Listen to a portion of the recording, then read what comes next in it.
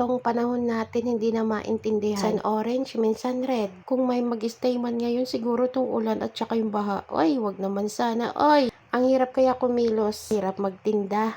Ang hirap bumili, ang hirap din mamalengke. Kung hahayaan mo naman na hindi kumilos, paano naman yung mga batang umaasa, di ba? Sino lang din naman ang asahan nila, kundi kami-kami lang, di ba? Kaya kung mapadaan ako sa wall nyo at nakikita nyo ako nagluluto ng silog, mag-order na kayo habang tag-ulan. Para hindi na rin kayo lumabas ng bahay, i-deliver na lang po sa inyo. O kaya pwede naman na po kayong tumawag sa 0917-388-4657 and I am happy to take your call and enjoying to serve you more para naman matikman yung aking niluluto.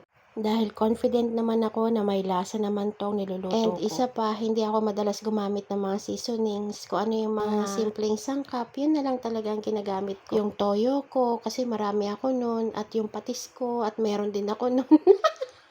Joke lang. Siyempre, malaking tulong yung mag-order kayo sa akin. At higit sa lahat, matitikman nyo rin yung niluluto ko. O siya, sige, hanggang dito na lang. Order ka ha.